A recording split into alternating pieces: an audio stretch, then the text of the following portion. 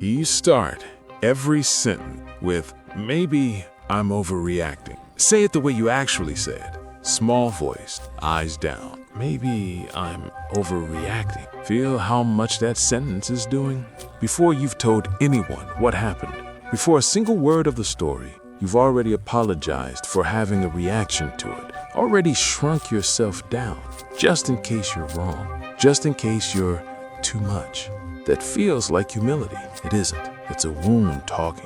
If you've ever driven home with your chest tight, looping the same 5 minutes, trying to figure out how you became the villain, stay with me.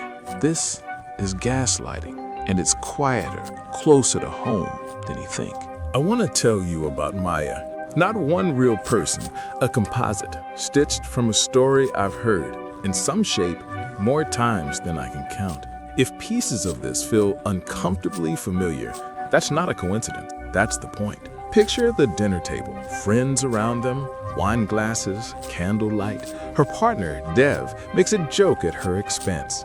It's cute that you think that promotion is happening. A small laugh from the table. Maya laughs too. What else do you do in the moment, in front of everyone? But something in her chest quietly closes a door. In the car afterwards, in the dark, she finally says it, careful, almost apologetic already. Hey, that comment kind of hurt me back there. And Dev, without even turning to look at her, says, I never said that. You're remembering it wrong. Sit in that sentence. Not, I'm sorry. Not even, I didn't mean it that way. Just, it didn't happen. The floor she was standing on, gone, mid-sentence. She let you go. Everyone misremembers things sometimes, right?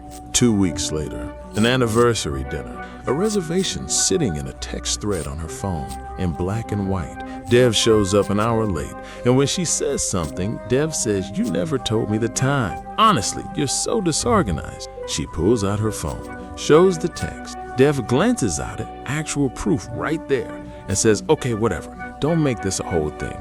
Do you feel that? The evidence gets a half-second of acknowledgement, then gets buried under an insult about her. Not I was wrong, you're disorganized, you're too sensitive, you always do this. By the second month, Maya had stopped bringing things up. Not because the hurtful moments stopped, they hadn't. She stopped because every time she spoke up, she walked away less sure of her own memory than when she'd started. So quietly, almost ashamed to needing to, she started keeping a note on her phone, not to build a case against Dev, just so some future version of her sitting alone and confused would have something solid to hold on to, something that said, this happened, you are not crazy. That's the moment it went, not when the denial is spoken, but when the person being hurt starts doubting herself before the other person has even opened their mouth. If any part of you just felt recognized, if your stomach dropped a little, please hear me. That reflex, maybe I'm overreacting, is not a flaw in you. It was put there. Let's talk about how. The word itself comes from somewhere almost cinematic. A 1936 stage play, later a 1944 film called Gaslight. A husband slowly, deliberately dims the gas lamps in the house. His wife notices the light changing, and every time he insists, calm and certain, that nothing has changed at all. He's not trying to convince her the lights are bright. He's trying to convince her that her own eyes can't be trusted. A woman standing in a dimming room, being told it fully lit. That image is one of the cruelest I know, and it's exactly what's happening at that dinner table with Maya. This isn't just some people are manipulative. It has a mechanism, and it's been studied. When someone you love and depend on repeatedly contradicts your memory of real events, psychologists call this chronic invalidation. Something measurable happens. Your brain starts eroding its own trust in your memory. Not because your memory was wrong, because checking it every time against someone who will fight you on it costs something. It costs fight. It costs tears. It costs the relationship feeling for one more day unsafe. So your brain, trying to protect you, does something devastating in disguise. It starts defaulting to self-doubt before the conflict even begins. Silence becomes the cheaper option. Your own certainty becomes the price you pay for peace. This is the same underlying wiring behind why people in coercive relationships sometimes defend the very person hurting them, not weakness. A nervous system slowly, patiently recalibrated, taught exchange by exchange what normal is supposed to feel like. The loop, every single time. Slow it down and you'll find the same 3 beats on repeat. 1. Denial of the event. Flat, calm, certain. That didn't happen. I never said that. The confidence is the weapon. 2. Redirection to your character. The moment you produce proof, the conversation stops being about the event and starts being about what's wrong with you for bringing it up. You're too sensitive. You always do this. 3. You end up doing the repair work.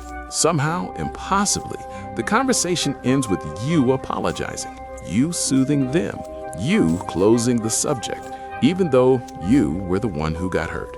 Once you can see those 3 beats, denial, redirection, reversal, you stop needing 2 days and a shower cry to figure out what just happened to you. You can feel it in real time while it's still happening. That recognition by itself is where your power starts coming back. So here's what actually helps.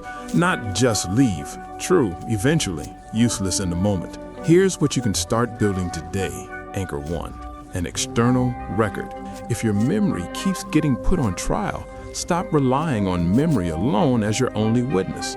Screenshots, a quiet note on your phone, written right after something happens while it's still raw and exact. Not to build a case against anyone, just so the version of you spiraling at 2 a.m. has something solid to hold. Proof that says gently, you are not losing your mind. The next time someone says that never happened, you're not reaching into shaky memory.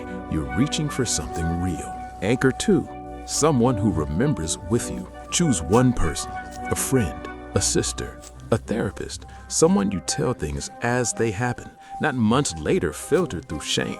Their job isn't to pick a side. Their job is to simply exist as a second witness to your life. Gaslighting survives in isolation when you're the only person who ever saw what you saw. The instant someone else says, "Yeah, I remember you telling me that," the whole mechanism cracks because it was never really about the fact. It was about making sure you were alone with it. Anchor 3, the 4 words you say. This is the actual line, not a debate open, a door.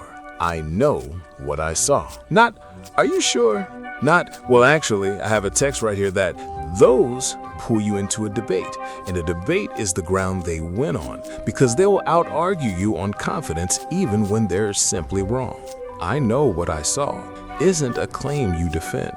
It's a boundary you state once and then stop justifying. If they push, you don't escalate. You just say it again. Or we can talk about this again when we're both calm and you actually physically walk away. That sentence hands your own sense of reality back to you. The goal was never to win an argument with perfect evidence. The goal is to stop needing someone else's approval before you're allowed to trust your own memory. So if maybe I'm overreacting lives in your mouth, notice the exact moment you reach for it and gently ask, overreacting to what exactly? 9 times out of 10, there's something real sitting right underneath it. You were never overreacting. You were just the only witness. And nobody ever told you a witness doesn't need a second opinion to know what she saw. If this gave a name to something you've carried without words, subscribe. Every week, one pattern like this, taken apart for real. And if any of Maya's story felt like yours, tell me in the comments.